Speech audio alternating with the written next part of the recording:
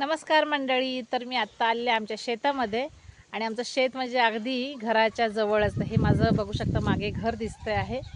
तर हे घर आमचं आणि घराच्या अगदी बाजूलाच ही आमची शेती.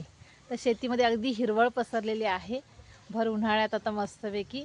आणि हे म्हणजे आता आम्ही 2 महिन्यापूर्वी आमचं भात कापणी झालेली आहे. भात कापणी झाल्यानंतर हे आता ज्वारी पेरलेली आहे.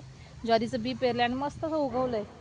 तर आता ह्याला पाणी वगैरे एवढं मारण्याची गरज नसते, पण तरी आमची बोरिंग असल्यामुळे पाणी पण मारतात.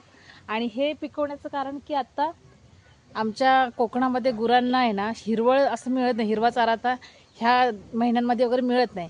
तर आता ही हिरवळ आमची पुढच्या 2 ते 3 महिने आमच्या गुरांचा चारा म्हणून आम्ही खायला घालणार त्यांना.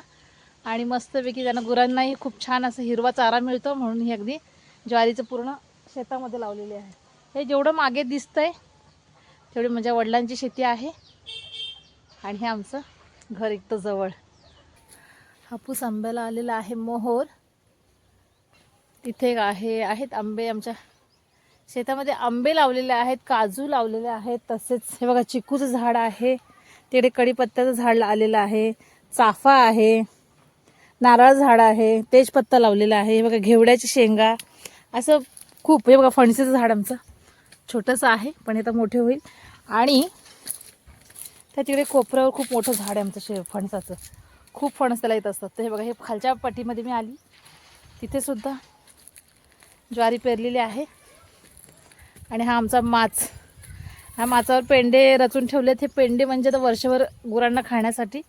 तर असे इकडे सगळ्यांकडे पेंडेच आणतात. तर आम्ही म्हणून ही ज्वारी पेरलेली आहे. आणि हे बघा पेंड्यांचा माच.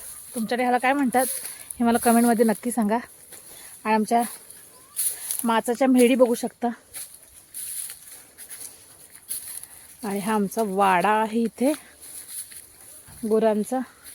हा एक वाडा आहे आणि हा एक वाडा. असे 2 वाडे आहेत, कारण गुरं भरपूर असल्या कारणे वाडे पण 2 आहेत.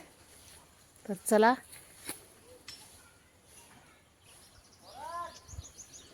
अगदी डोंगर दऱ्या खूप सुंदर असं आमच्याकडे सीन असतो बघा.